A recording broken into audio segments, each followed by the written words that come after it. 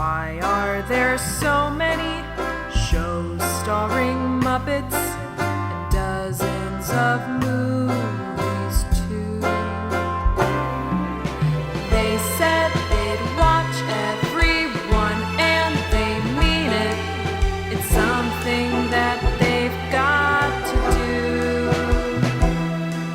So now they've pledged you a lifelong commitment. The Muppets, Matthew and Sam.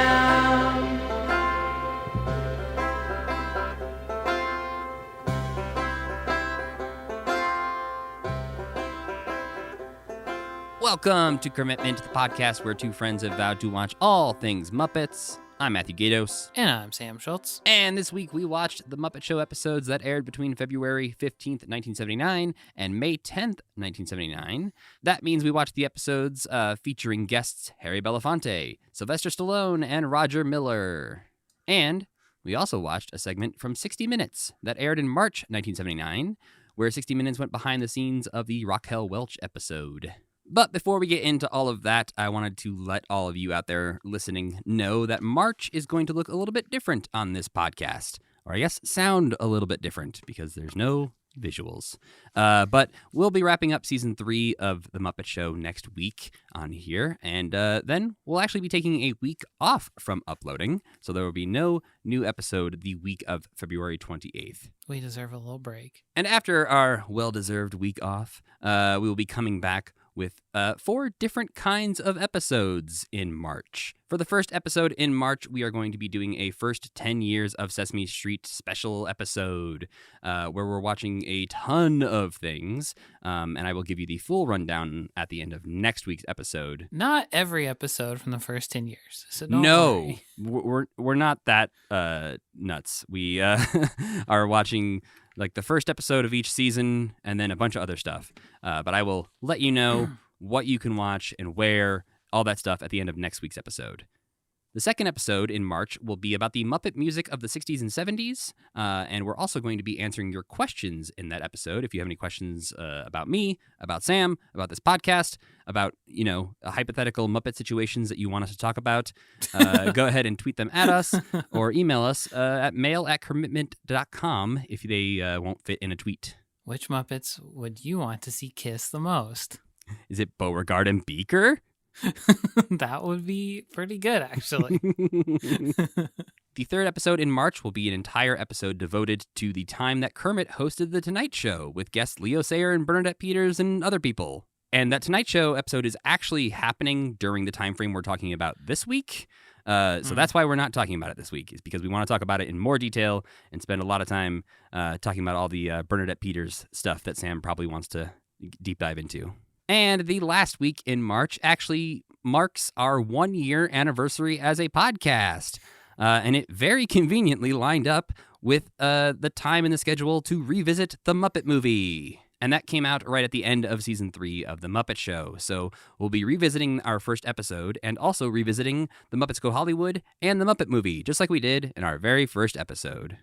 We were so young then. No, yes. Little did we know. 1 year later, we'd be doing the exact same thing. We kind of knew. What's the 1-year anniversary? Paper? Is that the paper? It is a paper, yeah. I guess I should send you something paper. I'm going to send you a newspaper. From a year ago when we released the podcast? It'll say, coronavirus, what's that? Never heard of it. I don't think that's what was happening in March 2021. But yes, that is what our March will look like here on Commitment. And then we will get back into season 4 of The Muppet Show. And then we're just going to watch a whole lot of Muppet Show until we finish The Muppet Show. I got to say, I'm excited for a break from The Muppet Show, though. Yes. Although, this week, Sam, is a pretty good batch. I'm going to have to agree with you there, my friend. All right. Well, why don't you go ahead and just tell the people what we watched this week?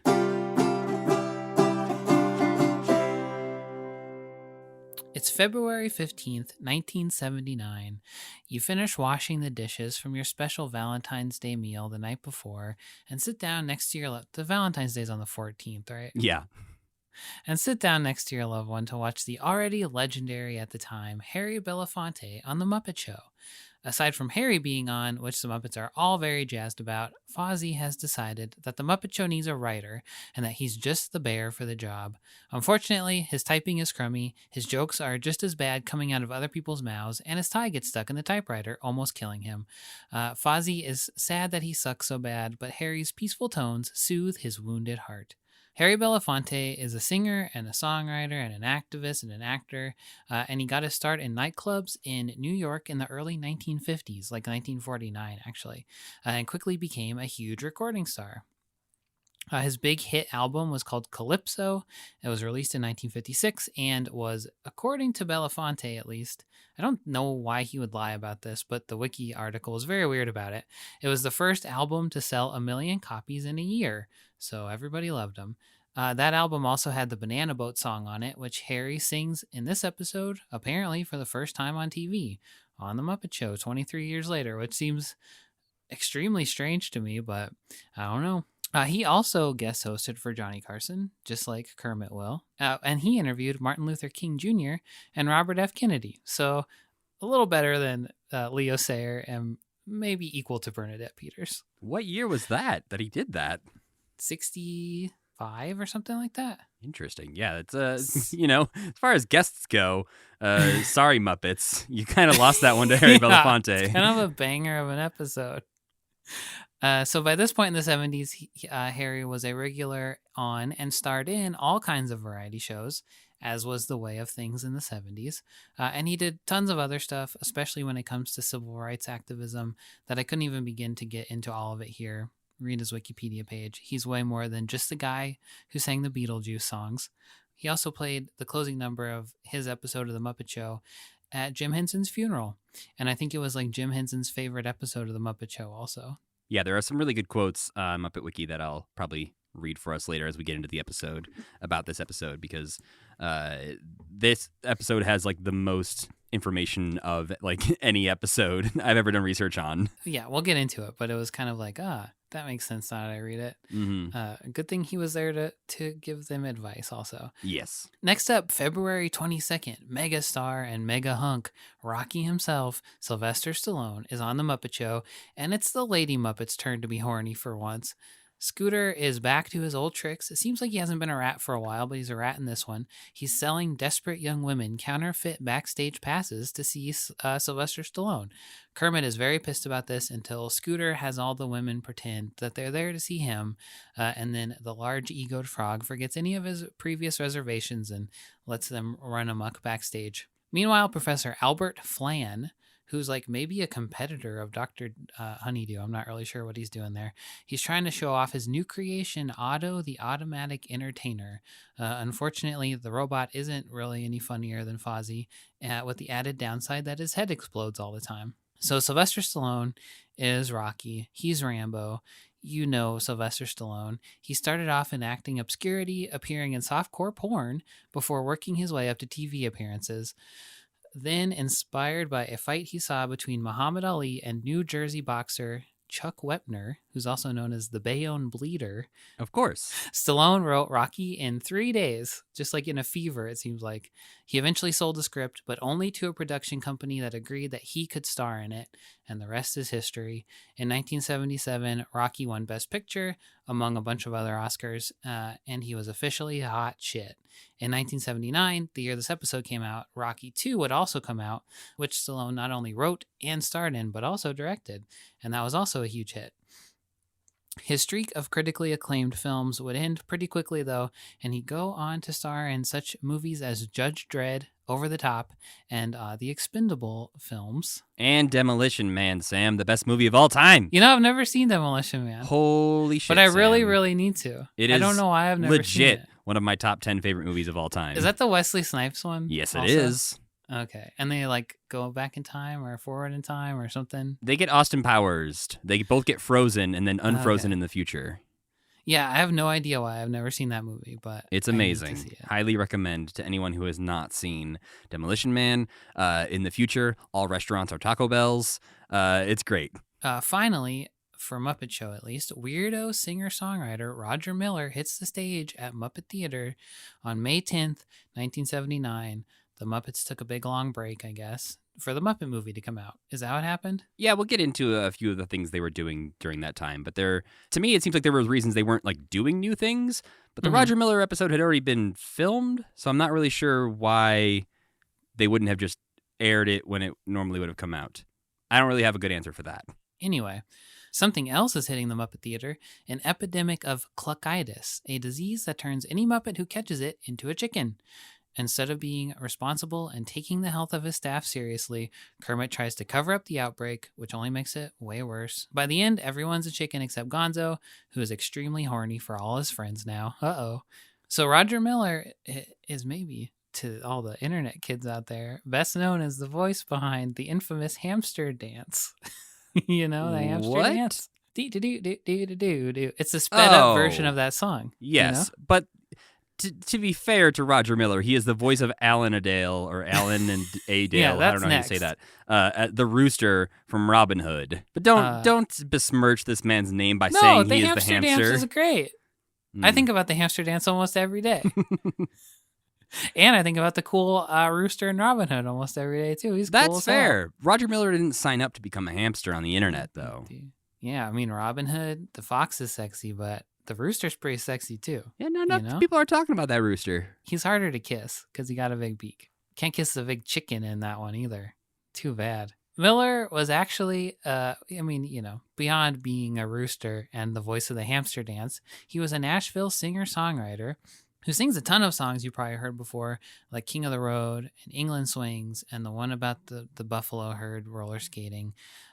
He was so popular in the mid-'60s that he even had his own show on NBC. I think based almost entirely on King of the Road. That was like a gigantic hit. Yeah. But I couldn't find any clips of his show, but I feel like it must have been really weird because he's very weird. Yeah, as we were watching this episode, Devin had the fantastic insight that this man is basically Robin Williams if he was raised in the South. Like, he's got big Robin Williams energy, especially near the end of the episode. And he's just a man who was built for the Muppets. Like, there's a reason you've heard some of these songs before, and it's because the Muppets have performed some of these songs before. In season 1 of the Muppet Show. So the one he sings with the melons, right? Yeah, in the summertime, he performs with melons, and that was performed by the Country Trio in a truly unhinged performance of the Country Trio. And then we also heard "You Can't Roller Skate in a Buffalo Herd" by the Go-Go-Lala Jubilee Jug Band in season 1. Oh, yeah, okay. Yeah, he writes Muppet songs, basically. Pretty much. Him and Gilda Radner could just be like hired to work full-time on the Muppet Show. So he was in Robin Hood in 1973. He did some other voice work around that time, but he had stopped writing music due to feeling like people weren't really getting what he was trying to do. In 1981, he'd come back to music to write the musical Big River, which won a ton of Tonys, so that's nice. Finally, we watched a segment of 60 Minutes in which the news program goes backstage to a taping of The Muppet Show. They interview the cast. They show some of how it's all put together. They ask Kermit the infamous, "What is your and Miss Piggy's relationship?" question. And the host is a complete chucklefuck who seems to be making Frank Oz kind of mad, in my opinion. That chucklefuck's name is Morley Safer, one of the most famous interviewers of all time. I couldn't remember who it was. It was making me mad that every time that like a Muppet would come on, he would just laugh because it made me feel like he was trying to be like, "Oh, I'm a serious newsman. These little puppets make me laugh." You know what I mean? I mean, yeah, but like they were being funny and cute. Like no, but Miss Piggy would just like be there, and he'd be like, "Oh," like laugh so hard that he wasn't playing along. He was tickled. He was a tickled man amongst. I think he was putting on a show of some sort. I read it as genuine love and affection for these Muppets that he could not control, and it burst out of him in the form of laughter. I read it as insincere in some form, but. Morley Safer. I know his name now. He was a very old man when we were young men, right? I mean, yeah. Was he on TV still? I believe so. Is he still on TV? It says was on Wikipedia, so let's see. 2016. And at the age of 84. So yes, he was fairly old for most of our lives. But he did 60 Minutes still when we were kids. Yes, right? Yeah. That is like the only name I could maybe name of people on 60 Minutes. I am shocked to learn that Morley Safer was only 48 in this 60 Minutes footage where he's interviewing the Muppet people. Yeah, people aged a little differently back then, I think. It seems like people got old really fast and then they stayed old for a really long time. And that's true. Like the Milton Berles and the Bob Hopes that like look old when they're on the Muppet Show, and then we remember them being old when we were kids, and it's like, what's happening? How did this work? I like Golden Girls. I look at like how old they were in Golden Girls, and it's like, they weren't really old enough to be on a show about being old ladies. Yeah, their ages were all messed up on that show too, because Estelle Getty was like the youngest one, and she was playing the mom. There were some other things happening during this time period that we didn't either watch or, we couldn't watch because they're just journal entries from Jim Henson. But they're worth noting here that on February 14th, the day before the Harry Belafonte episode aired, Jim noted that he flew to L.A. to look at the final edit of the Muppet movie and plan Muppets Go Hollywood. And then also in March 1979, a walking tour of Sesame Street aired. It was a special hosted by James Earl Jones, and we'll be discussing that in our first 10 Years of Sesame Street episode that's coming up. Then, from March 26th through the 28th of 1979, Jim noted in his journal that they shot more Muppet meeting films, and Frank produces. Do we know which ones those were? I probably could have looked that up, but I didn't, Sam. But if you want to hear us talk all about the Muppet meeting films, you can go back to episode 21, where we watched all of them. That was a rough time. It was a ride. April 2nd, 1979 is when Kermit hosts The Tonight Show, which, again, we'll be doing a whole episode about coming up here in the future. And they also, during that week, shoot The Muppets Go Hollywood while they're in L.A. April 19th, 1979, Jim noted that they flew back to London to start working on the 4th season of The Muppet Show, which doesn't actually start airing until September 1979, and we won't be discussing it until our April because of the, again, previously mentioned March differences. One thing that did air during this time period that we could not watch, could not track it down, on April 26th, 1979, Big Bird was on a show called Presenting Susan Anton. Susan Anton, she was like an actress just throughout the 70s. She was one of those people who was famous and on everything. But she had a short-lived variety series that aired in 1979, and Big Bird was on the first episode of it, singing a song with her about the merits of being tall. Ah, is she tall? She is tall. I think she's like 5'10", 5'11", or something like that. But yeah, that is what the Muppets were up to besides the Muppet Show during this time period. So let's go ahead. So we're in peak Muppet. Is that what basically is happening right now? Oh yeah, we are fully in the lead up to the Muppet movie about to come out. It'll come out during the next batch of episodes that we are talking about. So they are, peak Muppet right now. Kermit's hosting The Tonight Show. But getting into the Muppet Show, on February 15th, as Sam previously mentioned, the Harry Belafonte episode aired. Harry Belafonte will go on to perform on Sesame Street a handful of times. And like Sam said, perform at Jim Henson's memorial service, and also shows up in a number of Jim Henson documentary things that we will watch much further down the road in this podcast. And he also contributed a corn pudding recipe for Miss Piggy's cookbook in the kitchen with Miss Piggy, which I have, but have still not cooked anything from. Well, that can be a future episode. But also, as Sam mentioned earlier, this episode apparently was one of the closest collaborations between the Muppet Show creative team and a guest star. They all worked really well together and really closely together to make this episode as good as it could be. I know many people regard this as their favorite episode of The Muppet Show, so I'm curious, Sam, what did you rate it? Well, Matt, I rated it 5 stars. Well, see now, Sam, I also gave it 5 stars. I wouldn't say it's my favorite episode, but I would say it is a perfect episode of The Muppet Show. I agree. I think I'm in the same boat where there have been episodes that I think I've enjoyed just as much, if not maybe a little bit more in the past. There's certainly ones that made me laugh more. Yes, but I think you're right as far as like the platonic ideal of a Muppet Show episode. This is it. Yeah. This is one you could show people. You could be like, oh, you've never seen The Muppet Show before? Let's check this episode out. And they'd be like, oh, okay. I kind of get the entire thing that they're all about. Right. There's enough chaos in this. There's enough heart. There's enough of a guest being fully interested in the Muppets and treating them as characters that you really do get everything the Muppet Show has to offer. As I mentioned earlier, there are some Muppet Wiki quotes about this episode that I think are interesting enough to, go through real quick. Jim Henson had said that sometimes a star can make a big contribution to the script. Harry Belafonte was enthusiastic about doing the show, but he wanted to make sure it was worthwhile. And he worked very closely with us, which led to some wonderful things like the piece with the African masks. And it turned out that song was essentially like co-written for this episode. So they had Wild. there were some mixed messages about like where that song came from, but it seems like it was written by Harry Belafonte and a guy who worked on the Muppet Show, I believe, for this episode. It was at least mostly or partially written for this episode, the Turn the World Around number. And it's worth noting during that number, we'll talk about this a little bit more later, but there are a group of Muppets in that scene all wearing African masks. And apparently, my red flag went up when I saw that of like, stereotypes, warning, I was concerned. But according to Muppet Wiki and other sources, the Muppet Workshop did extensive research on African masks to serve as the chorus, patterning them very closely on real African masks. But also, they wanted to not choose any that would have like specific religious or national significance because they didn't want to cause offense by choosing anything that would be like somebody who didn't want to be associated with the number. So it's like sort of a mishmash of ideas, but Harry Belafonte worked with them. They did a lot of research, so I'm giving them the benefit of the doubt in this one. It's hard to believe that a few short episodes ago they made the Spike Milligan episode. How did that happen? There's also other things in this batch of episodes that we watched that are somewhat problematic as well. So, you know. Oh, that's true. Not batting 1,000 here in the you're research right. department of the Muppet Show. But I guess when they have a guest on who says, hey, we should probably research this, they go, ah, shit, you're right. Oh, man. But we'll forget that immediately after you're gone. Yeah. But yeah, this episode actually opens up with a good use of Crazy Harry, which was surprising. We haven't really seen him in a while. No, and when we do, he's usually just, you know, blowing shit up as he normally does. He kind of blew his whole thing with, what's her name from Family Feud or whatever. All in the Family. Gene Stapleton. Yeah. Yes. He ran off with her for a few months and now he's back.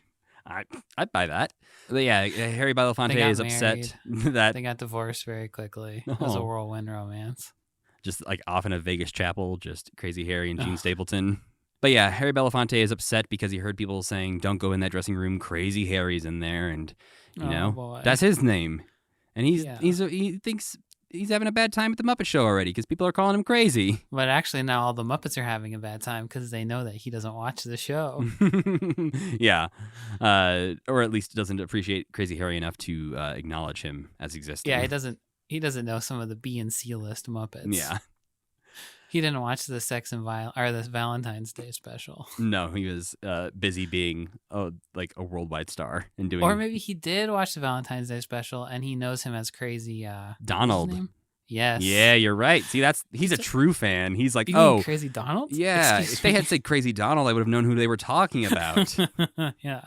But yeah, the conceit of this episode, aside from the great Harry Belafonte being here, is that Fozzie has taken over the show. Kinda. Well, he has a lot of control. He has written the script for Kermit to start off this episode, which, I mean... It was a little weird he didn't like try to write anything other than just what Kermit would say anyway, I suppose. But he also comes out and chides Kermit for not getting laughs with his material. And I'm like, Yeah. you literally, all you wrote was, welcome to the Muppet Show, our special guest is Harry Belafonte. None of that is a joke, Fozzie. that's his problem, I guess. He doesn't know what they are. But yeah, Kermit's delivery of Fozzie's lines is, like, to me, an immediately classic Muppet Show moment. And then we get Fozzie still in control. He is trying to direct/produce Harry Belafonte's production of the Banana Boat song, the Deo Beetlejuice song, as Sam referenced it earlier. I didn't. I just said it is in Beetlejuice. I didn't call it the Deo Beetlejuice song. Maybe I did. I don't remember. But yeah, what'd you think of this number here, Sam? I loved it. Harry Belafonte is so good at reacting and being so mad at Fozzie. There's another quote in there where it says that like they had a skit where Harry got too mad at one of the Muppets and they had to rewrite it because you can't be that mad at the Muppets because they're never really trying to be bad on purpose. Which I thought was a pretty enlightening quote. Like Harry Belafonte says, it didn't work, and Jim explained to me that a certain kind of anger never could work in the Muppet world, no matter what kind of mischief you were reacting to, because the characters are incapable of acting in a truly immoral way. They are free of greed and avarice and all those things that afflict the human condition. Once I understood that, everything became easy. I don't know if that's true. I think that's Jim trying to paint his Muppets in a better light than they sometimes actually behave. A lot of them are completely motivated by greed. Yeah. So I understand the sentiment behind that. But yeah, I don't think that rings true 100% of the time. I almost wonder if this was the skit that they changed a little bit. Because, like, he's mildly annoyed at Fozzie in a way that works well. But I could see him if he was a weaker person, screaming in Fozzie's face, Yeah, perhaps. I could see him getting a little bit Fozzie's angrier. being quite annoying. Yeah, but he, he keeps reassuring Harry Belafonte to trust him. He'll figure this out.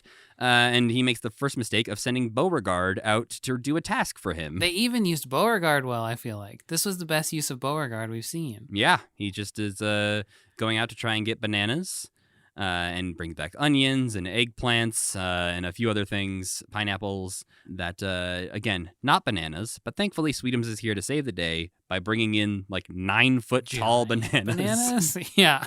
I don't really get that part, but I didn't really either. I guess maybe just because Sweetums is big, his bananas are also big. I don't know. They're even bigger than his bananas would be, my friend. Yeah. Those are big bananas. And I guess you're just supposed to laugh and say, haha. Whoa, that's a big banana. Oh, I really love the little tarantula puppet, too. Yeah, when the And, tarantula like- is mentioned in the song, a little cute tarantula pops up on Harry Belafonte's shoulder. There's a lot of good, subtle Fozzie moments throughout this whole episode. Yeah. But in this sketch specifically, there's a point at which, after he has told Harry like to trust him and keep singing, he does it again. He's like, no, keep singing. And Harry Belafonte is singing, but he just like, keep singing. Focus on you. What you do, I'll handle everything else. There's also a moment where Link Hogthrob is up on the boat in the background, eating a banana at one point. Uh-huh. And he drops the banana peel off the side of the boat. And you see Fozzie react and then like look up at Link like, what the hell are you doing, man? You're messing up my sketch. It was just like a perfect. It was good because it was the Muppets causing chaos and things not going right, but also it was so funny that it was his first time doing it on TV, Mm-hmm. and he was like cool enough with them being like, "Well, we'll just do it really fucking bad." Yeah. Well, I like that is the idea, too, behind the whole sketch, is that Fozzie finds out that he had never done this on TV before, and he's like, well, don't worry, we're We're gonna gonna make it perfect. make it perfect for you. We're really gonna Yeah. Muppet it up. But yeah, this is a big Fozzie episode in general, because he is, Mm-hmm. next, he's writing the script for Rolf in New Zealand, who, again, I was shocked I like a New Zealand thing, but They really pushed New Zealand hard. I feel like there's a couple times in these episodes where the guest star is like, "Oh, you're New Zealand." And it's kind of like, nobody's ever said that. yeah, he's ever. been around for like 3 episodes. His episodes probably haven't You didn't even even- aired by the time You you're haven't shooting this seen him. episode. Yeah. Yeah, they just thought he's the new breakout star. They're really going to push him on everyone for 40 years. Well, they tried to push Beauregard for like one episode, and they instantly knew that it wasn't going to work. But they didn't have the same instinct with New Zealand. Yeah, we need a much smarter man. He and Rolf work well together, though. Like he does fill a void, I guess, that there's not like a truly goofy character on the Muppet Show. Really, is there? I mean, not this goofy. Yeah. He's pretty goofy. But yeah, we get the sketch where Fozzie thankfully has written a script to help them out, and his script just says curtains open, New Zealand and Rolf do something funny, curtains close. Are there other pairs that are Jim and what's this guy's name? Who's Jerry the other guy? Nelson. Yeah, are there other Jerry Nelson Jim? Are there like Oh, any God. common Jerry Nelson Jim pairs? I mean, Link and Julia Strangebork. And I'm sure there are others that I'm just completely forgetting right now. But yeah, we don't get them quite as often as we do get Jim and Frank. It is at the very least fun to see a weird pair together. Yes, I like when they toss 2 random Muppets together and find something for them to do that kind of makes sense. Speaking of the Jerry Nelson, Jim Henson combo, next up we have Pigs in Space, where Julia Strangebork has developed a Dissolvatron, which is just a gun that he shoots at stuff, and it dissolves, and then he can bring it back. First, he tests it out on a little green juice that Miss Piggy is drinking. But then, in a genius move by the writers of this episode, he uses it on Link and Piggy, and when he brings them back, we got the fly situation. And they have Oh, no. switched bodies. And what I love is you can clearly tell that they decided to go all out and let everyone switch puppets. Yeah. Because That you was have Miss fun. Piggy's voice coming out of Link Hogthrob. You have Link's voice coming out of Miss Piggy. And the way they're puppeted, you can just tell that Frank Oz is puppeteering Link Hogthrob, but Uh-huh. as Miss Piggy. And I'm just imagining the fun and chaos of all of the Muppet performers swapping puppets and trying to perform their characters, but through the face of another. There's a lot of weird body swapping sexuality in these episodes. I mean, yeah, it's a we're about to get into the 80s. Maybe it's the era.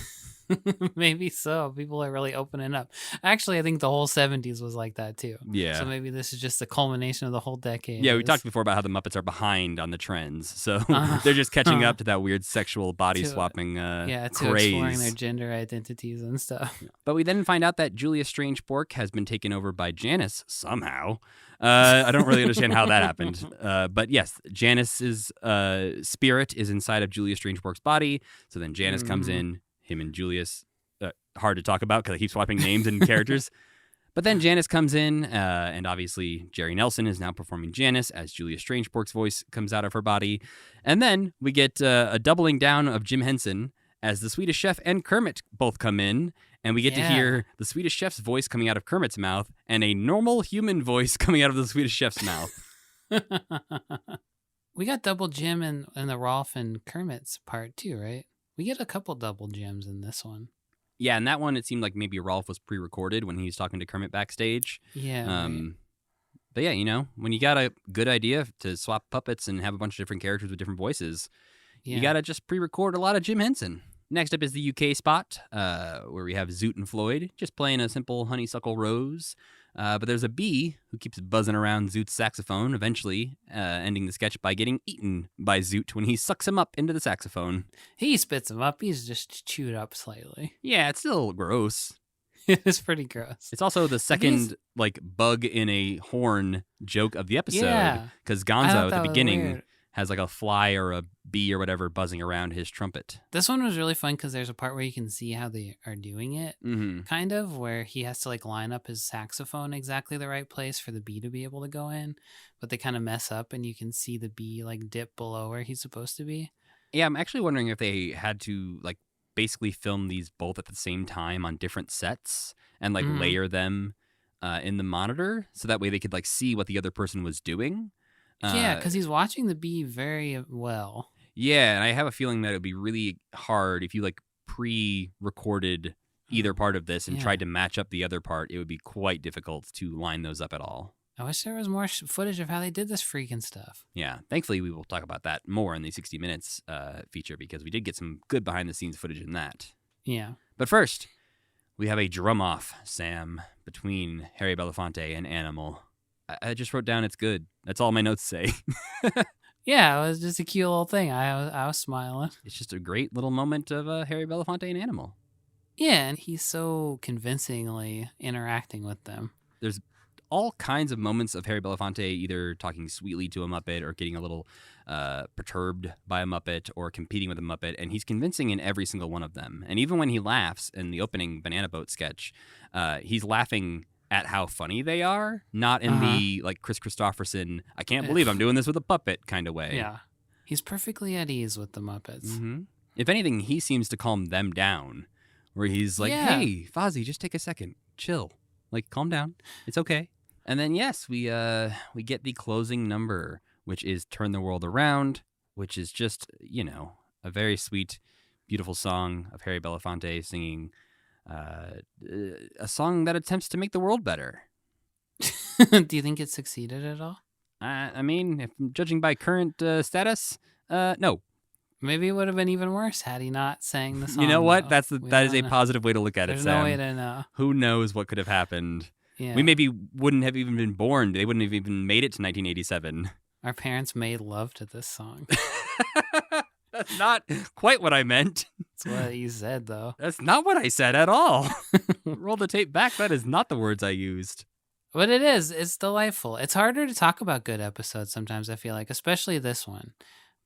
Because it's just like, go watch the episode, you know? Well, and so much of it is also focused on the guest just being charming and good. Whereas, like, I feel like the times when we have a lot to say is either because the episode was bad or because a lot happened with the actual characters of the Muppets themselves that sort of advance their character a bit. Whereas in this, it's like, yeah, Fozzie gets to shine and has a lot of great moments for Frank Oz, but really Harry Belafonte is the star of this episode. Yeah, and you can, I feel like I could tell that they took a special layer of care. Because Rachel was also kind of like, oh, it's kind of weird. This seems kind of weird that there's these masks coming out. But then you can just like tell that they made an effort here that they have not made in the past. Yeah, I mean, we've seen the witch doctor puppet. Yeah, and that's what she's like, have they ever had these characters before? And I said they've had extremely racist African mask characters before. Yeah, and I think you're right. Like these did immediately say to me, like, there was more care given, there was probably some more research done, and I was happy to read that there was in fact more research done. Yeah, so I think this is the best that the Muppet Show has done so far at representing another culture. I think by like 12,000% possibly. I can't think of. I'm going through like there's a Wilkins coffee ad that's really racist. There was that one episode we just watched that was extremely racist. Yeah, pretty much. Yeah, but this is one of those episodes I highly recommend. If you're one of those people who listens to this podcast and doesn't always watch the episodes we're watching when we talk about it, this is one I would definitely recommend doing that with. And just this is one I will come back to, and just if I need some Muppet Show in my life, this is one I could easily throw on and enjoy anytime. Yeah, and one you can show your friends and not have something horrible happen partway through that you have to explain. You might have to like address their concerns about the finishing like number here of like, I don't know about these masks, and you're like, well, I'll help you a little bit. Here's some information about the research they did. Yeah. Maybe there's more to discuss in terms of who they cast to be the Muppets. Interestingly, there is some conversation about who that actually was, because people have like argued about this on Muppet Wiki. I found a little chat thing, and they're talking about who played these African mask characters, and they can pinpoint who 3 of them are, and no one has any idea who the one is. And people have proposed that it could be some of the sort of background Muppet performers that like help out around this time, and maybe they just had them sing a line or two. So it's really hard to tell. I guess their voice is not identifiable enough. But yeah, so that's interesting. Also interesting is that this episode ends in an unconventional way, where the song sort of keeps going. Gonzo comes in with his trumpet and starts to play a little bit of the Muppet Show theme song that works its way into the melody of Turn the World Around. And even Statler and Waldorf are singing along to Turn the World Around. They have been... Everyone was moved. There's no negativity here tonight. No. It's also worth noting, and maybe this could be who's behind the mysterious 4th mask character, Bob Payne shows up in the credits of this episode. And that's notable because Bob Payne is a guy who used to help out on Sam and Friends. Whoa, what? Yeah, and has not done much else. He was in Tales of Tinker D. He was in the Perry Como Craft Music Hall reindeer sketch that we watched. But as far as, Muppet Show stuff goes, this is the first time we have seen him doing something. It doesn't say what he did in this one, but he is one of those people who... it seems like he just dips in and out of like, hey, Jim, yeah, sure, I'll do these 3 things for you, and then go away for 12 years. Yeah, it seems like he kind of was back for a while after this, though. Yeah. He was in the Muppet movie. Yeah, and he'll be on Sesame Street as well around this era. So, yeah. Huh. Old substitute puppeteer on Sam and Friends, Bob Payne, showing up. He seems like one of those unsung heroes of the Muppets that people just don't bring up very often because I think he is so infrequently involved.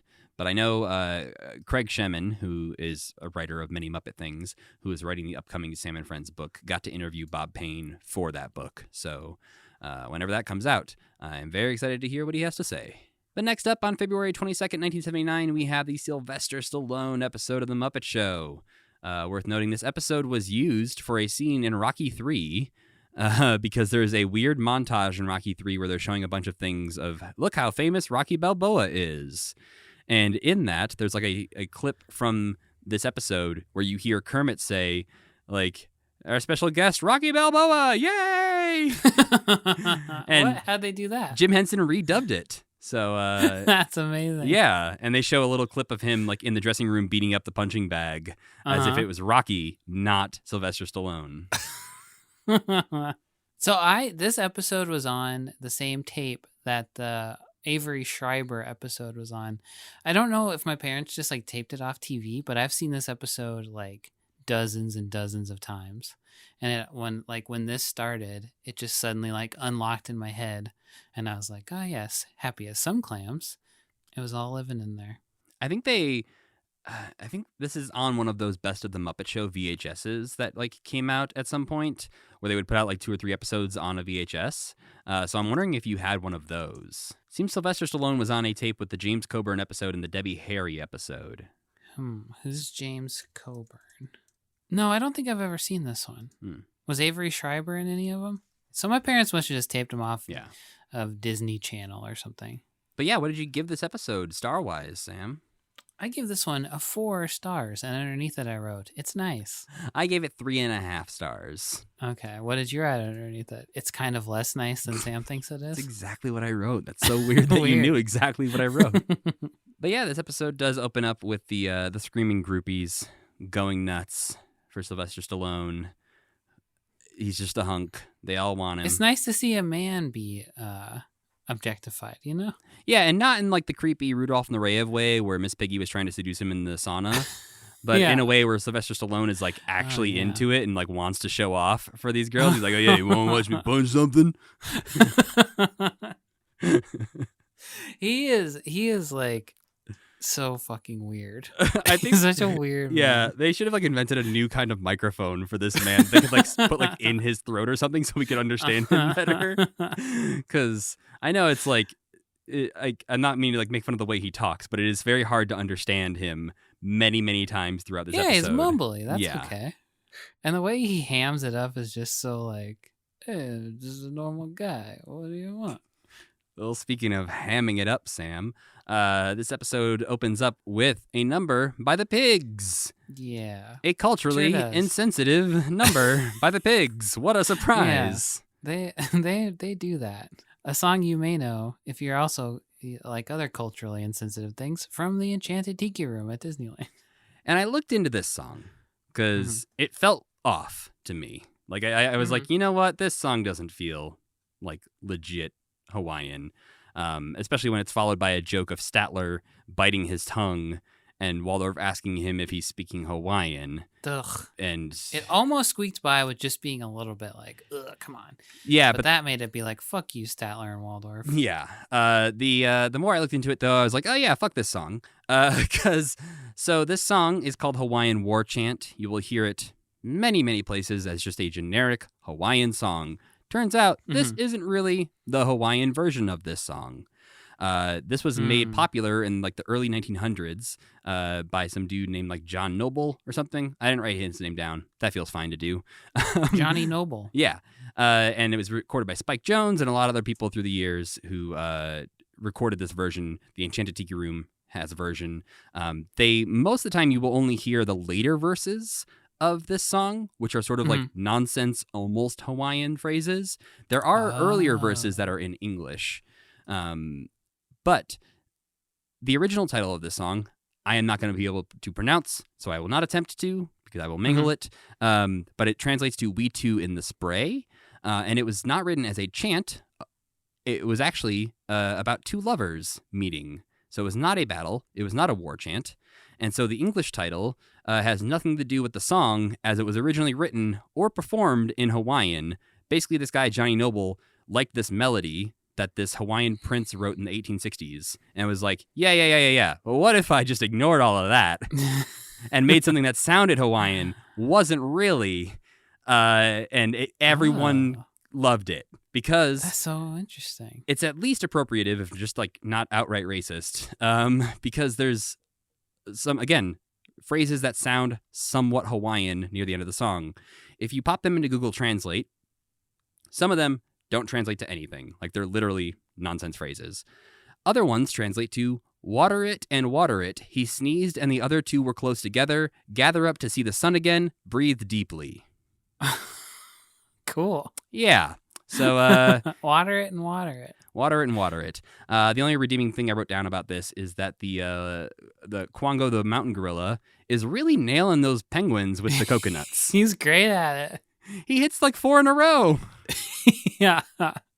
Makes that great little ding sound. Yeah. Worth noting, we'll talk about them a little bit more in the next episode, but this is the most penguins we have seen so far on the Muppet Show. Previously, penguins are here to stay, though, aren't they? Yeah, that seems like it. Previously, we had seen a couple penguins in a previous sketch where pigs were also playing another group of people. not Oh, very yes, appropriately. yes, yes. But yeah, the first penguin, worth noting, was designed by Brian Henson. Okay, I feel like that explains why there's so many penguins later on in Muppet stuff. Yeah, Brian Henson apparently built the very first Muppet Penguin, which was used by Frank Oz for the Lullaby of Broadway sketch in the Giller Radner episode.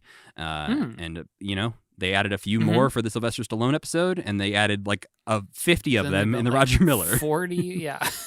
But yes, getting back to the Sylvester Stallone episode, this is when we find out that Scooter is a rat, but a different The kind of pigs rat. always fuck it up with their first act. They always do. They shouldn't let them be the first act anymore. Yeah, Maybe no. they don't run it past Kermit, and then they do something like that, and then Kermit's like, "You guys gotta stop pretending to be Spanish and Greek all these things and are not Mexican and Hawaiian. Yeah, maybe they'll run You're just out. making everybody mad." Hopefully they'll run out of countries soon, and they'll be like, "What do we have the pigs do?" And it's like, I don't know. I think we're out of countries. It's like, good. Have like a Stop it. barnyard hoedown or something. I don't know. Do something more appropriate, please. Yeah, give us like an Animal Farm sketch. Oh, Go that would dark be with pretty it. good. Come on, Muppets.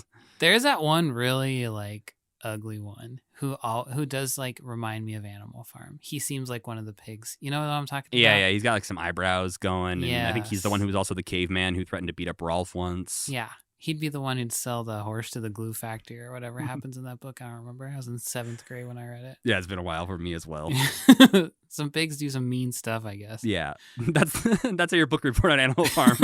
Some Yeah. pigs do some mean stuff, I guess. Yeah.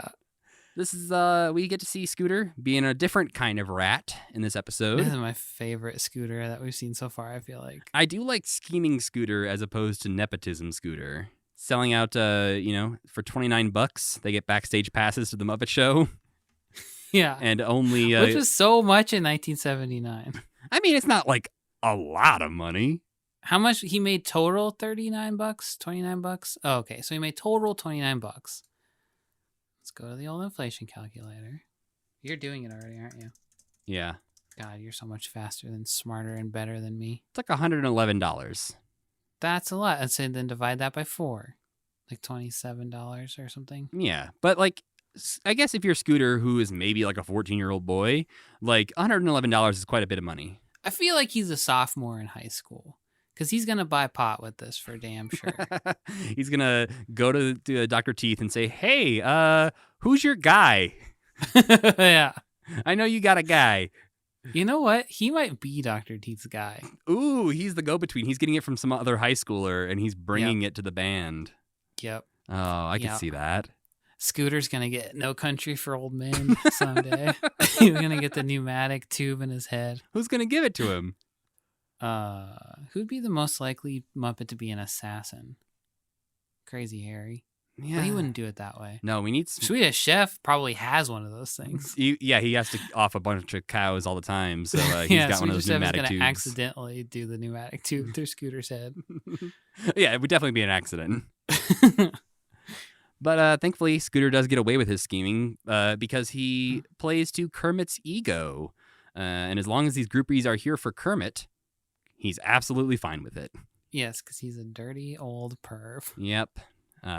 But obviously, these groupies do not know who Kermit is. One of them even says, "Who was that small green man?" Yeah, fuck you, Kermit. We have a gladiator sketch here in the middle of this episode where Sylvester Stallone is dressed as a Roman gladiator fighting a lion who is just a man in a suit. A lion suit, not like a 3-piece dressed up suit. Some highlights of this one for me. Rolf and Zelda Rose are playing the Emperor and his wife. Rolf always gets to be the king. That's very weird. And this one he gets to yell, "Kill him! Kill him!" And I wish it was like clearer so you could like cut it out of the episode and like insert clip here, because just hearing Ralph yell kill him over and over was great. This lion puppet is fucking amazing also. I don't love it.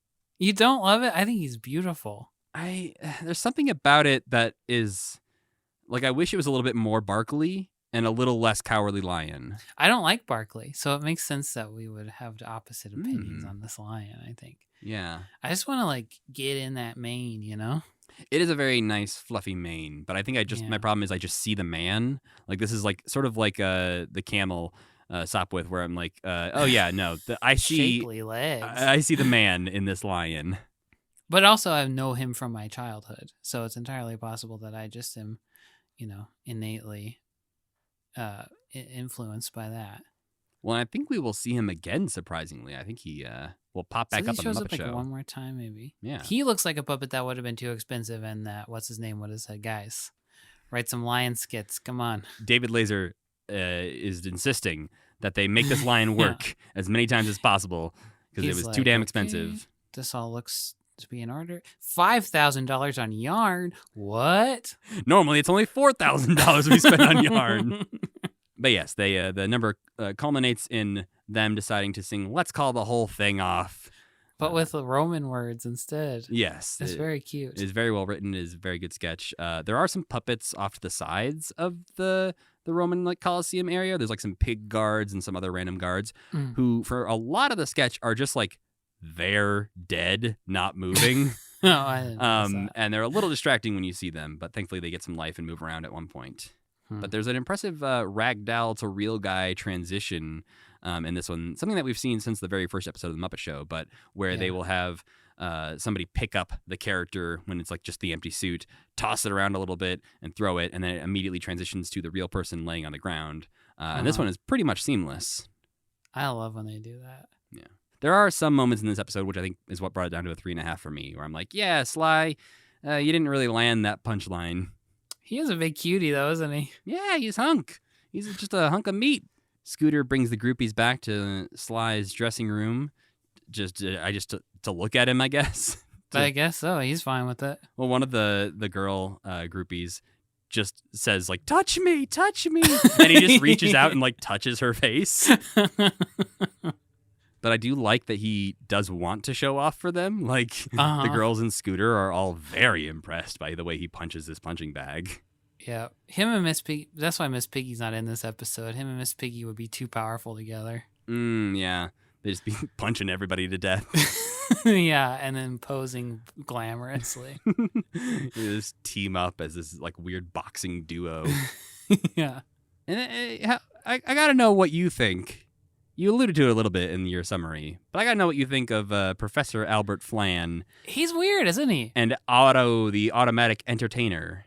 It kind of comes out of nowhere, and it's kind of like, what on earth is this? Speaking of things we can't really understand incredibly well, Yeah. Otto, the automatic entertainer, has so many robotic filters on the puppeteer's voice that you catch like every sixth word he is saying.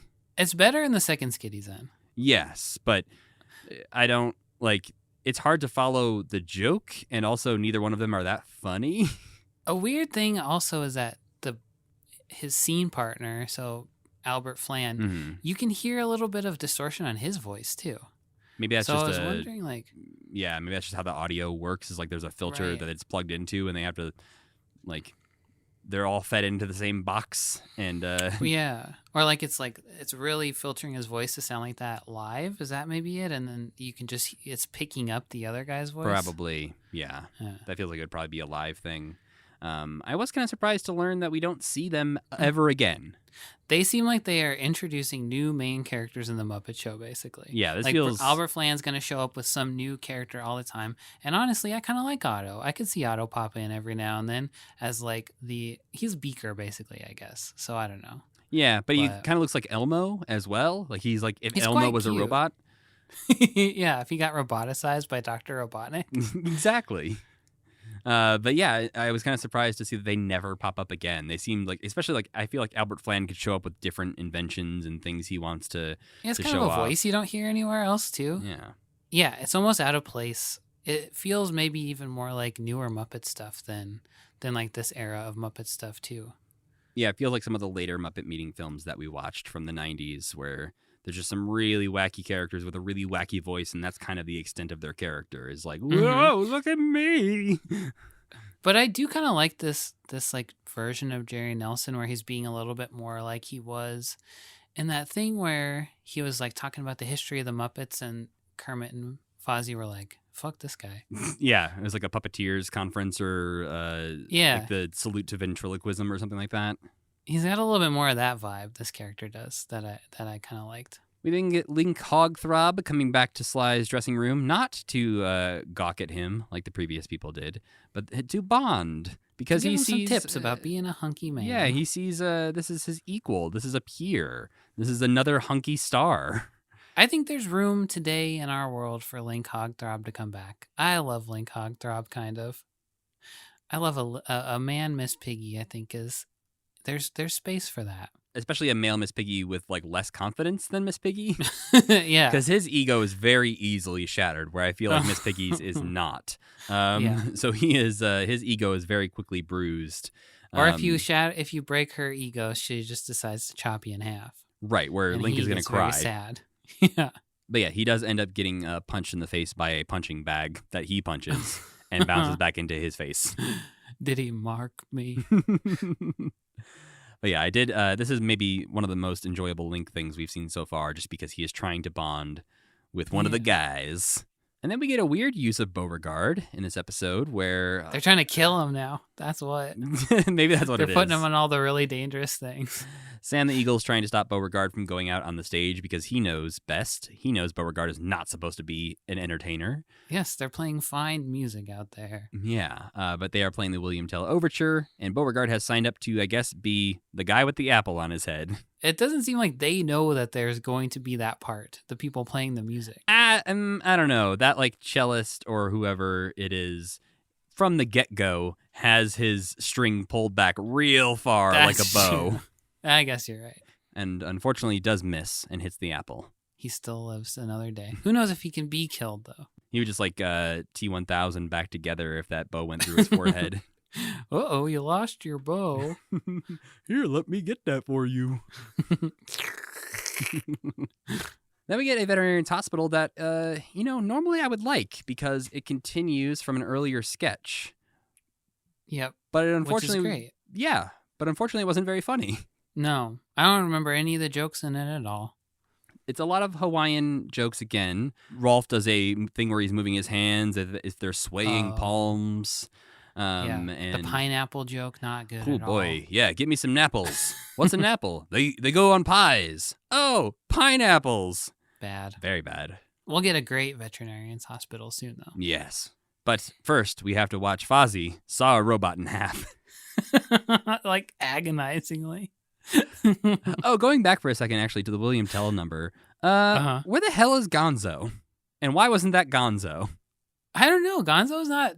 He doesn't got much to do lately. Yeah. Well, I guess he jumped the motorcycle, but yeah, Gonzo would be the one with the apple on his head, of course. He'd be so ready to have a bow shot at his face. Yeah. Bo is They're just... trying to kill Bo. That's the only guess. that's the only reason. Yeah. Kermit's just writing him into really dangerous stuff.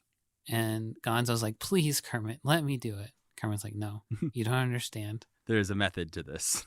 But again, speaking of dangerous things, Fozzie is attempting to cut the robot in half because he's going to do a magic act. So yes, he of course cuts through the power cables and gets electrocuted. Doesn't die. He does not die. He's fine. Yeah. He still lives on today to entertain us. But I love this. I love his scream, the robot screaming and pleading as he's being cut in half. It feels like maybe they were like, well, let's cut Beaker in half. But then they thought, that's too mean. We can't cut Beaker in half. We can't show him actually being murdered. It is easier to chop an sort of inanimate object in half rather than one of like our beloved characters. You introduce this one and murder him in the same episode. Yeah. And he never comes back, so it's confirmed that he is dead. And that's why I think you could have Albert Flan coming back with like, well, last time you guys killed my robot, but this time I've got a much cooler invention. Yeah. But I guess Bunsen does that already. Yeah. But he doesn't do it with Showbiz Robots. Showbiz Robots is fun. Just bringing back tougher and tougher robots that, like, he's like, I dare you to kill this one. That's good. I kind of like that. This is an unsolvable robot. And Crazy Harry's just like, ha! Yeah. Damn it. And then old Mumbles is back again. Yeah, this is maybe the thing that bumped it down to a 4-star for me. Yeah, I think this is one of those sort of like, I want to like this. It seems very charming and there's some good moments in it, but we have Sylvester Stallone. He's singing a song called A Bird in a Gilded Cage at a bar with Gonzo, some whatnots. Rolf is there playing piano, and Fozzie's also there. The bar has a great pizza parlor vibe to it. Yeah, I want to go there. Like early 90s, it's going to have those red textured cups. Uh-huh. That's the vibe that I get from this. Yeah, it looks like it smells like cheap pizza. It looks very fun. But it's not so fun. It's just kind of a nothing weird, really happens. kind They're of just sad gonna song. Sing. And why would you get Sylvester Stallone to sing really like a real song? And they did such a good job picking out skits for him otherwise. Maybe maybe this is his favorite song. Hey, we need to jump in here real quick and apologize for some of the things we just said in discussing the Sylvester Stallone episode.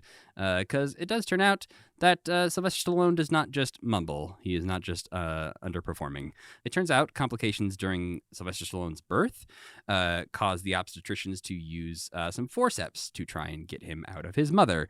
And in doing so, these forceps accidentally severed a nerve on his face and caused paralysis in parts of his face. So as a result, the lower left side of his face is paralyzed, including parts of his lip, tongue, and chin, which gives him his signature snarl and slurred speech. So, yeah. That's why I have never heard that before in my entire life. Yeah, and that's why I wanted to include it here in the episode now that I found that out, because, sorry, Sylvester Stallone, for, just saying you mumbled. But yes, that is why Sylvester Stallone talks that way. He does, in fact, mumble, but there's a reason for it. Yes, it is out of his control. It says that the bullying as a result of that made him take up bodybuilding. That's wild. Yeah. I can't believe I never heard that before. Yeah, I just assumed that was a thick, like, New York accent or something that he had. Yeah. But, that's, I think, worth us knowing and acknowledging, and worth you out there who's listening knowing that. You listen to this show to learn and to grow. Look at that. We are an educational podcast. But anyway, it's still weird he sings this song. Yes. The song choice is not made any better. He's not like a gangster guy. No. Why is he being a gangster guy? I don't even know if he is being a gangster guy. I think he's just... Oh, he looks like he is, I guess. But they're all dressed like that. It seems like they all work there. A very slow pizza parlor. Yeah, no one's coming in to eat our pizza, so I guess we'll it does be real look like sad. that work there. Looks like a speakeasy themed restaurant, like at Disney World or something. Yeah, but no one's coming in because their pizza's so bad. Yeah. Next up, chronologically, on March 17th, is the 60 Minutes episode, where Morley Safer, respected journalist, is... the old guy from the show. Exactly. Is behind the scenes of the Raquel Welch episode of The Muppet Show. We talked about this one a little bit already, but this does seem, the clip that we found on YouTube does seem to be a rebroadcast of this little short sketch that they are re-airing after Jim Henson died. The way they're talking about it at the beginning seems like this is probably something they put out in 1990 as like, hey, about 10 years ago, we went backstage at The Muppet Show. But we get to see behind the scenes of the Jamboree sketch and some of Raquel Welch walking around smoking a cigarette. And then that was so cool. Yeah, they just cut to her like not giving a shit, just smoking around the Muppets. Yeah, the Muppets probably stink. Oh, I mean, they got sweaty hands inside of them. People are smoking all the time. All of those dudes probably smoke. Yeah. And then we also get to see some behind the scenes of the WOMAN sketch that closes out that episode.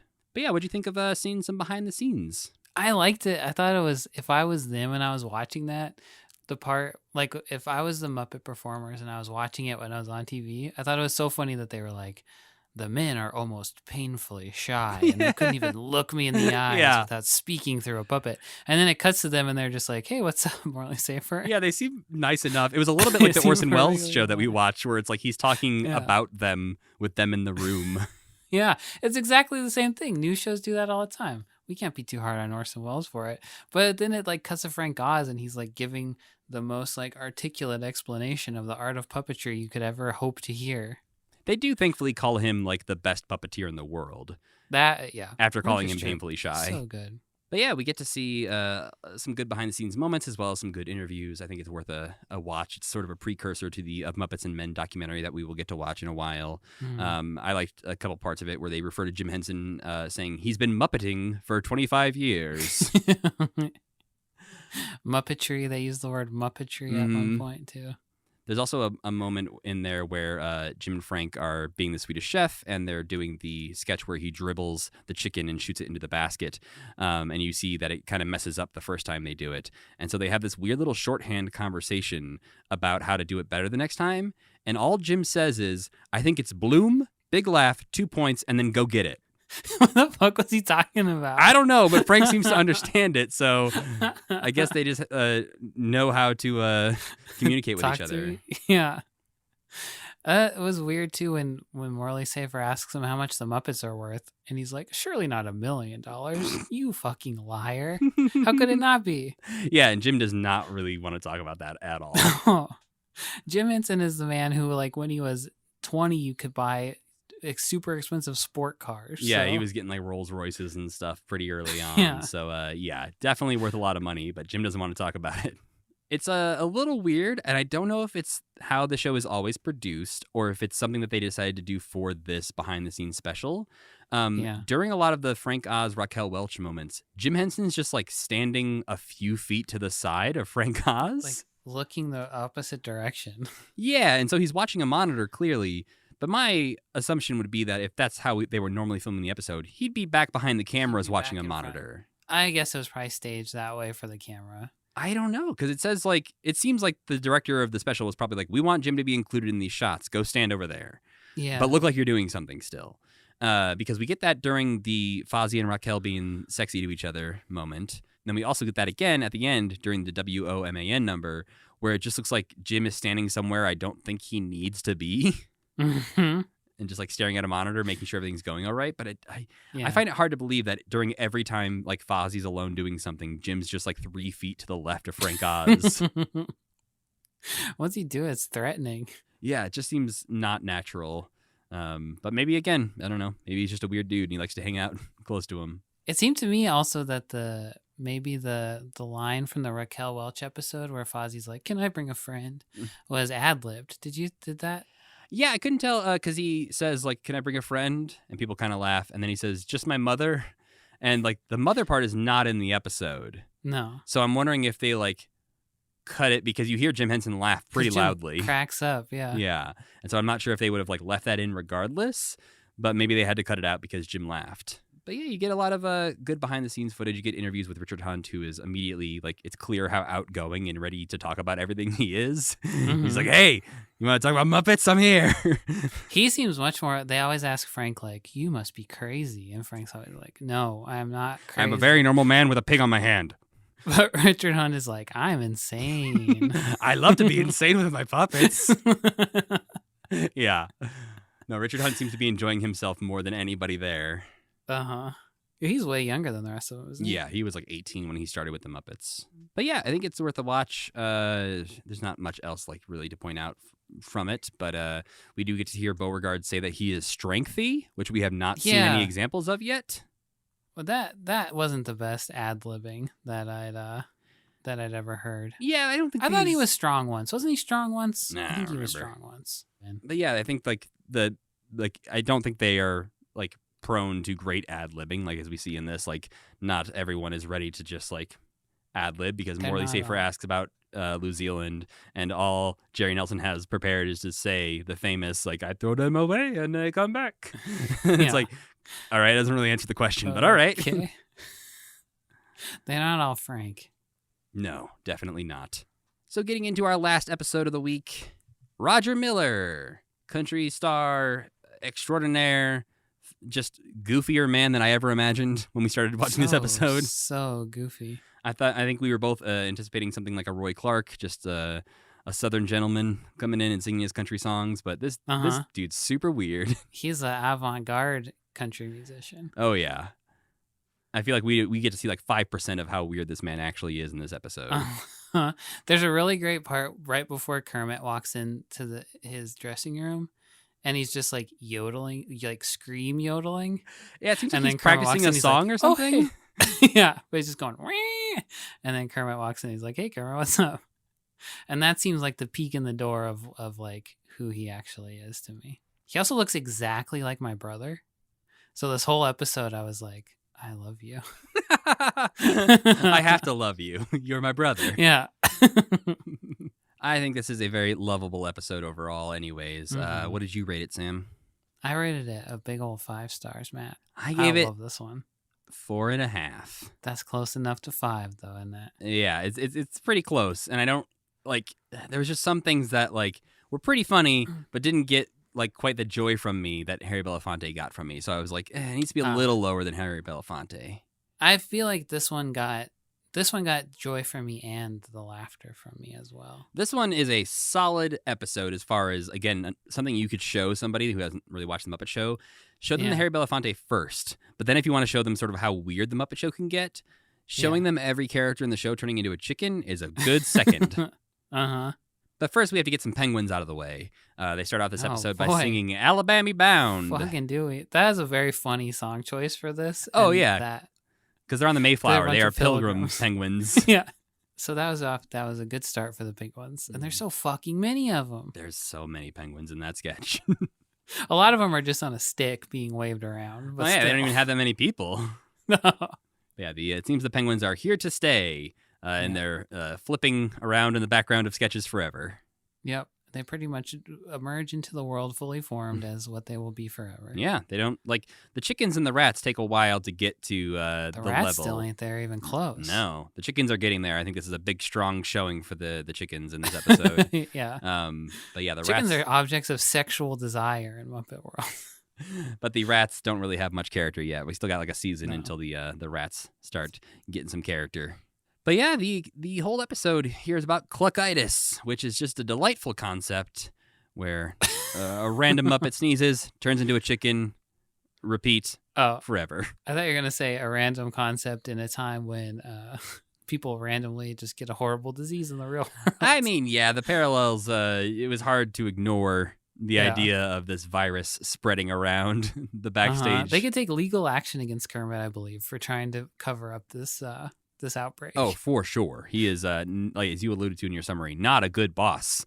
He is forcing them to work and also trying to cover it up immediately. But goddamn, the Muppets are cute when they turn into chickens, aren't they? We do get some cute, so cute chicken Muppets. We get Swedish Chef with his little mustache and eyebrows on a chicken. We see Scooter's glasses on a chicken. His glasses on the chicken was so good. It reminded me of like a Banjo-Kazooie character. I loved him so much. And Robin. Oh, Robin. Yeah, there was some that I wish were like a little more. Like they leaned into their chickendom even more. Like Rolf gets his eyes, like Rolf's eyes on a chicken. But I wish they'd almost like given him like dog ears or some fur or something. He could have been like a brown chicken or something. Yeah, they got brown chickens. Rolf's thing is that he's brown. Yeah. And he got a fun looking nose. And obviously Kermit turns into a good looking chicken. Didn't like Kermit chicken. No. I mean, I how like else? his collar. Why? That's what we know about it just Kermit. Didn't look right. I guess so. And it is clothing apparently, so it makes sense it would stay on him. But everyone else does get naked. Like when they transition back into themselves, are they going to be naked?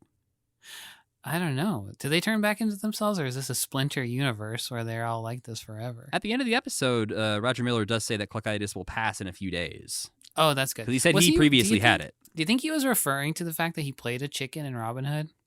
Or is it just a delightful coincidence? I think that's a delightful coincidence. I feel like they would have leaned harder into that if that's what he meant. Okay. But we get a delightful, again, performance of In the Summertime, where it's just almost a surrealist painting of a sketch where Roger Miller is in a suit and a top hat like he's headed to his own wedding, sitting in a chair in a field with a bunch of watermelons and a grandfather clock. It's like his house is the field of watermelons. Yeah, and this song is great. It's silly. It's good. I do think I enjoy the country trio version a little bit more. Oh, I don't really remember the country trio version very well, but I loved this one. If you go back and watch it, it's like a slightly like turn up the chaos knob. Oh, because Frank's going like blah, blah, blah, blah, blah. Yeah, he's also just like in the background, just like boo boo boo boo boo. Right, that was and even damn good Jim one. is really unhinged in that one, and the Jim puppet is making like these really weird faces with his like puppet face. Yeah. That match the energy, and it's a really good one. I'm not trying to take anything away from this one. I think it's really good, but I do like the country trio one just a hair better. I just like the very odd setting of this one. We have a debut of a new sketch, Sam. I never heard of this sketch in my life. I had not heard of it either, and it's a very famous one. There's action figures of Fozzie as a cop, but I have the action figure of Fozzie as a cop, and I still didn't know why I had it. It's from Bear on Patrol. The old ACAB. All cops are bears. Except one that's a pig. That's true. And in this one, Fozzie's an incompetent cop. He gets beaten up by. He's not that incompetent. He gets beaten up by the prisoner that he brings in. It's Link's fault, though. I mean, yeah, Link is also not very competent. They have some wanted posters up in the police station here, cool. where it seems like the entire Electric Mayhem and Statler are all wanted for crimes. I don't think Zoot was on there. Oh no, you're right. Zoot's innocent. Yeah. I thought this was quite good, though. I like to see Link in a starring role. Will he continue to be in these? I believe so. I think he always plays the sort of police chief or whatever. Okay. We get a few more of the Bear on Patrol sketches this season, and then we get more and more in season 4 and 5. Oh, they liked Bear on Patrol. Yeah. That's the thing is, like, to anyone who watched the Muppet Show more than we did growing up, Bear on Patrol, I think, is right there with, like, Veterinarian's Hospital and all those other sketches that people remember. Weird. Then we also get a cute moment that you mentioned earlier where Robin gets cluckitis, but he's so dang cute because he turns into a baby chick. It's so cute. It's very cute. A fuzzy little yellow baby chick. And Kermit is still trying to hide it and carries this little chicken off and pretends it is not his own flesh and blood. Yeah. As Robin's like, oh, okay. Oh, no. Yeah. That is a small child, Kermit. You are going to scar him for life. I think the next couple things are sort of what brought this episode down half a star for me. We have Roger Miller singing to three whatnots about hats. But that was so good because the concept of the episode bleeds over into it, and the song is hilarious. Again, don't mind that. I think it's just like if we're looking for spots where this episode doesn't hit quite as well, this was one for me.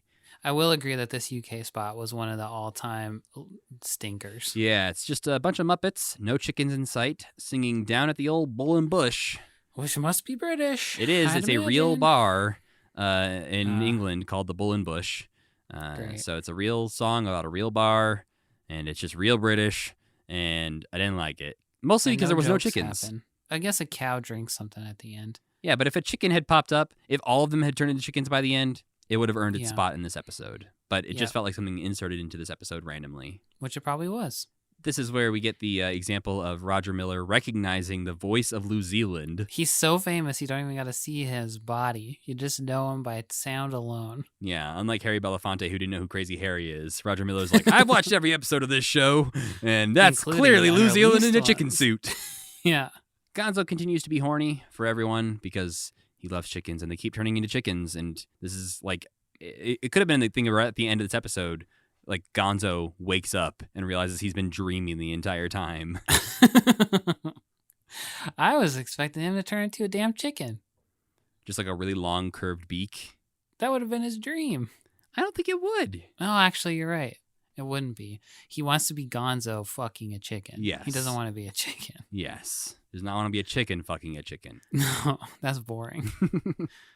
But we find out Miss Piggy has been transformed into a chicken as well, and so we get a veterinarian's hospital starring all chickens. And we get a chicken karate chop, too. We do, yeah, which is what really seals the deal to let you know, hey, that's Miss Piggy. Again, this is a much more solid veterinarian's hospital than we saw earlier, but I think that is due in large part to the whole idea of this episode being all about cluckitis. Yeah, and the way that they bob up and down when they tell jokes is very cute, too. And then we get the culmination of all the chickens coming together to help Roger Miller perform his medley here at the end of You had a do-waka-do, dang me, my uncle used to love me, but she died. You can't roller skate in a buffalo herd. Good thing they had a country and a Western musician on for this episode, or they all turn into barnyard animals. Yeah, it's like weird how they can sometimes use barnyard animals wisely instead of just sticking them in random costumes from around the world. Oh man, I love the little drum set made out of like a paint can and stuff, and little Floyd chicken playing the little chicken bass. Is that Floyd chicken? Yeah, there was a Floyd chicken. Oh. He had the pink tubes on his head. Oh. See, and I was like looking for that because I thought it would have been smart to make that like darker rooster animal. Animal chicken. But it's not. Like you hear him say something and it's clearly not animal. So yeah, we already met that guy. Yeah, so the drummer is not animal. He was a chicken from the get-go. Yeah, he's just like, I guess this is my time to shine. We then get a delightful ending to the episode where Roger Miller assures Kermit that cluckitis will pass, thankfully. Phew. But first, we are treated to a closing number performed by an all-chicken orchestra. I smiled and pointed at the screen. I loved it. Yeah, no, there's the commitment to the bit to have the chickens there in the orchestra pit was, just, I don't know. All of the endings of these episodes were great because they ended this. Yeah, we had all Stallone, weird endings. Yeah, Sylvester Stallone was ended in the weird Pizza Hut, and then this one was also ended with all the chickens. Yeah. And then Statler and Waldorf are turned as well, but they are not turned into chickens. They're turned into clearly possums. Yeah, but Muppet Wiki says they're dogs, but that's just because Statler barks, I think. But I think he's just trying to be funny.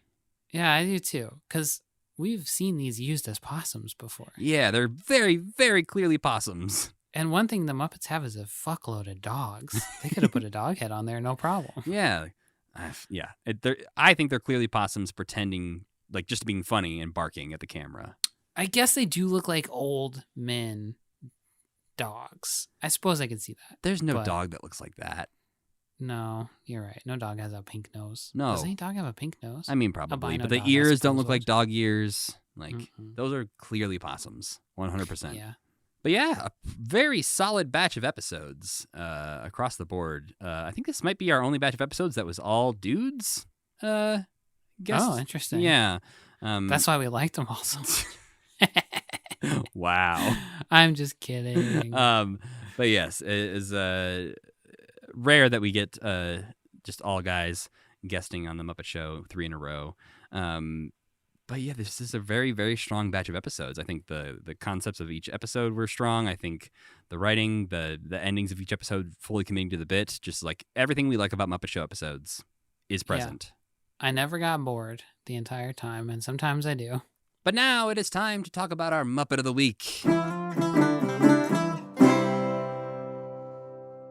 Our Muppet of the Week this week is Behemoth, a.k.a. Gene, a.k.a. Clean Gene.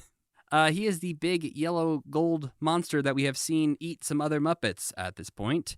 And weirdly, we've only seen him 5 times. And the last time we saw him was in the Leo Sayer episode at the very beginning when the bowling pins fall from the sky. He comes in with a bowling ball. And we won't see him again until 1992. Oh, no. Aside from... I guess that is aside from the 2 things that Muppets are all in, which is the ending of the Muppet movie and the Muppets 30th anniversary special, where he's obviously not going to feature. But yeah, we will not see him again until 1992, aside from those 2 things. No. He made the wrong person mad. He got blacklisted. I think what happened is he's not as famous as I think we think he is. Like, I guess I don't think of him as particularly famous. I picture him as one of the Muppet monsters when I picture them. Like, he is amongst them, but he just isn't. He does not get the respect that the other ones get. He is quickly forgotten, and apparently his name is also not even said until the 90s. Oh. Which was sort of like it's Gene at that point. No, he is named Behemoth in the 90s, in the early 90s. But like something had rewritten my brain in like a Mandela effect kind of way where I thought they had called him Behemoth already. Very few of those guys ever get addressed by name. They're too scary. Yeah, and that's why I realized is like Sweetums gets a name, Thog gets a name, but like most of the other monsters don't really get called out by name. But his first production debut was in the Sandy Duncan episode where she calls him ugly and he shoves a pie in her face. This is also the only time that we see him as a full body character because we see he doesn't show up before the Muppet Show? I could have sworn he was like on one of those old talk shows or something. Nope. I think we see Splurge show up in something before that. Splurge. I forgot about that guy. But yeah, we see him here with legs. He's wearing like some brown torn pants or whatever when he's hanging out with Sandy Duncan. But from then on, he becomes just like a waist up puppet. He becomes sort of like a Cookie Monster puppet, but there's like a guy wearing him still, kind of like, because there's clearly a head inside of his head to hold that. He's kind of got fun pants on in his first appearance, though. Yeah, but we never see his legs again. Kind of Shrek pants. Yeah, exactly. That's what they are. And I couldn't find a credit for who portrayed him in that Sandy Duncan debut, but he's been portrayed by a few different people throughout the years. Both Richard Hunt and Dave Goelz played him in the first season. Jerry Nelson performs him in the second season. And then he pops up in 1992 in some Good Morning America sketches they do. and in Muppets Tonight in 1997, which is apparently when they first refer to him as Behemoth. And I could not find credits for who portrays him in those two performances. But then he goes away for 13 more years. Oh, no. Until the 2011 Muppets movie, which is when it seems like he was given the name Gene. Because this is when Bill Beretta started to perform the character and decided to rename the character Gene after his brother, Gene Beretta. Does he get it? Do they call him Gene in that? So, in November 2011, there was a promotional thing on the Disney Channel where they're talking about the movie about to come out. And Kermit says, "Roll it, Gene." And this monster goes, "K." And that's how we know his name is Gene? I guess. And according to the Muppets Character Encyclopedia, which, is a dubious source at times, Sure. Gene is his real name while Behemoth is his stage name, which is, again, their way of saying, yeah, we call this guy two different things. Oh, okay. That's a clever way to get around that, I suppose. But then we noted in our Muppets Haunted Mansion episode that in the credits he is called Clean Gene. And this was apparently also thought up by Bill Beretta, who apparently during an improvised take decided that this monster would be obsessed with cleanliness. Okay. But I don't think we ever see that in anything ever. Okay. He also has been referred to as Gold Behemoth. Does that imply other colors of Behemoth? Kinda, to me it does. But he was even weirder. There's some promotional materials that went out from Muppets Haunted Mansion of like pictures and news articles and stuff where it's like, here's Kermit, Miss Piggy, and Gold Behemoth. What? They called him that recently? Yes. And the other time he's referred to as Gold Behemoth is by James Bobin, who directed the Muppets movie, the 2011 one with Jason Segel. And in the commentary, he refers to him as Gold Behemoth. What? So they talk about him as if that is his name. Is he the one who wrote the thing later? So what I learned from looking into this more is basically there are times, it's like a snake eating its own tail thing, where sometimes Muppet Wiki becomes the authority on something. So there's a section in Muppet Wiki where you can go in and you can see people discussing like what changes and corrections to make to articles and like discussing like, should we call him Gene? Should we call him Behemoth? Should we say like Behemoth parentheses Gene? How should we do this? And it seems like at certain points when they are having these discussions and like making these changes and they call something, that then becomes what everyone else refers to it as, because so many people who work on Sesame Street and the Muppets and everything use Muppet Wiki as a resource that sometimes a decision is made on Muppet Wiki that then affects the actual Muppets. What a twisted web. So it makes me wonder, like, who first decided to, like, say this man clearly is named Behemoth because he is called that once on the Muppets Tonight. Like, it's interesting that he has all these variations. And the last thing I will say about Behemoth is that Muppet Wiki listed the fun fact of the word behemoth comes from the Bible. In the book of Job, the term has since come to apply to any large or powerful creature or entity. Wow. Maybe this was him in the Bible. But yeah, what would you rate Behemoth, Sam? Gosh, I'm looking at pictures of him now. And he did do that Under My Skin skit, which was pretty good. And he does look fun. And he looks like a big chicken McNugget. He does have, like, some McDonald's Land vibes to him. Okay, I'm going to give him 4 stars. I kind of like him. Ooh, yeah. I'm going to give him 48, which, wow. Pretty high. But he's, again, not better than Sam the Eagle in my eyes. So he stays below Sam the Eagle's 50-star rating. What's your favorite name for him? I like Behemoth. I feel like it fits him more. I kind of like Clean Gene. It's got a fun ring to it. To me, I think Clean Gene is a little too close to Big Mean Carl. Oh, yeah. And they're kind of similar puppets, and so having like Big Mean Carl and Clean Gene, like either make them a duo or name one of them something different. Okay, but I could see him being a duo. The only problem with that is that Bill Beretta performs both of them. Ah, damn it. So get more Muppet performers, guys. Yeah, we're free. One of us could be Behemoth. We could just make his new voice right now. Hey, I'm Clean Gene. What's up? That's the voice. I found it. That's your Clean Gene voice? Oh, no. Yeah.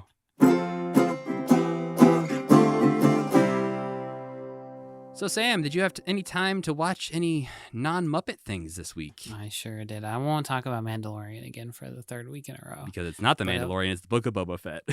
It might as well be. It might as well be. And yes, I had the same thought of, we don't need to belabor the point, but I think we're on the same page. but I did not like CGI Luke Skywalker. I will say that. Not one bit. Well, what did you watch this week that you did enjoy? I've been playing Pokemon. Oh, the new Legends, Arceus. And I fucking hate Pokemon games, but I love the world of Pokemon. And this game's fun as hell. I like it a lot. It's so much better to just walk down and be like, hey, there's a Pokemon. I'm going to throw my Pokeball at it, than to be randomly ambushed every 4 steps. And you can like run away. It's great. I love it. I'm very not far in it at all, like 2 or 3 hours into it, but it's very fun. I really loved, Red, Blue, Yellow, all those old Pokemon games. I have not kept up with it at all, but I appreciate it from a distance. I played Sun and Moon, and it's just there's so much you have to know, and it's so grindy, and you have to walk up and down the same little like path a million times. But this one, you probably have to do the same thing. In this one, it just feels different, and it feels much more like get it all done. You can fight like 5 Pokemon at once if you're like trying to really bust through them. It's fun. I think I will continue to enjoy it from afar and watch people's clips online, but I don't think I'll be dropping the $60 on it. I watched a lot this week, actually. Oh boy! One, just so much hockey. Because the All-Star game was this weekend, and then the Olympics started, and so I'm watching women's hockey. I was watching like Denmark versus China the other day, which I had I didn't care who won that game, but I was just watching it because it was good and it was on. I also finished watching Fraggle Rock Back to the Rock, which is great. I encourage all of you to go watch that. I watched The Amazing Spider-Man 2, which I would not encourage you to go watch because it's not very good. And then I watched The French Dispatch. Oh, yeah, okay. Have you seen it? I seen it. What'd you think? Okay, so I liked parts of it and didn't like other parts of it. Yeah, which is fair because it's that kind of movie. It's what is that called? An anthology film. Yeah, it's a lot of short stories compiled together into one movie, and it's one of those where I can look at it and respect it and go, wow, Wes Anderson really made the movie that he wanted to make. And I can go, and I don't know that I liked it. Yes, he can make a beautiful movie, but more and more I feel like increasingly they're not beautiful movies that I'm particularly invested in. Yeah, I think like the visuals only carry you so far, and I will say this as I'm a huge fan of Wes Anderson movies in general. Me too. But something about The French Dispatch was just like a little bit of a disconnect for me, where I was like, oh, we're still doing this thing, huh? And it doesn't really matter. There's really not any characters in it, I feel like. I think I just wish it had all sort of tied together more. Because it's like 5 stories about the same city and none of them overlap.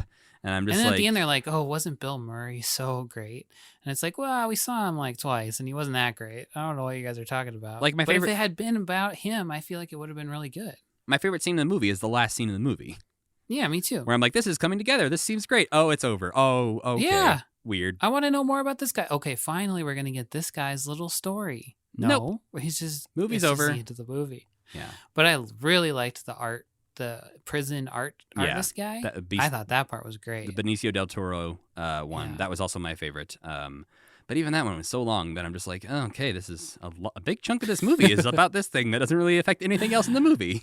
Yeah, and I also really liked the little section with, wow, what's his name? Owen Wilson. Yeah, the little section with Owen Wilson riding his bike around in like this disgusting city. It starts off extremely strong, and then about halfway through, you're like, oh, okay. Ugh, the part with the student revolution is so boring, though. Yeah, but yes, to wrap that up, French Dispatch, meh. Parts of it are good. Part is all beautiful all the way through. And the last story is actually pretty good too. Just the lengthiest story is the worst one, and then at the end you're like, oh, I wish it had actually been about that guy the whole time because that story seems fascinating, and this one wasn't. Yeah, it's like if Royal Tenenbaums wasn't at all about Royal. Yeah. Like if he wasn't there for the entire thing and just showed up at the end and is like, I'm dying. It's like, what? Movie over. And he also seemed really cool and interesting. Yeah.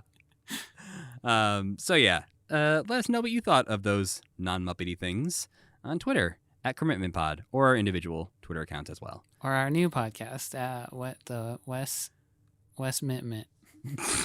That one's easier. We'll work on it. We'll work on the name. Yeah.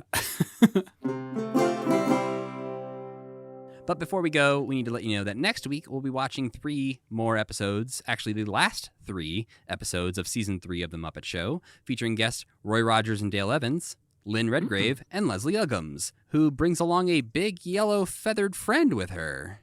Oh, really? Yeah.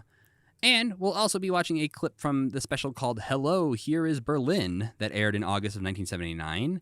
And we'll also be watching a couple of older Ed Sullivan clips that I just discovered were uploaded to YouTube a while back that we have never seen. But before we go, we need to thank our friend Tuna for creating the music for this podcast and Cassie Wilson for singing our theme song.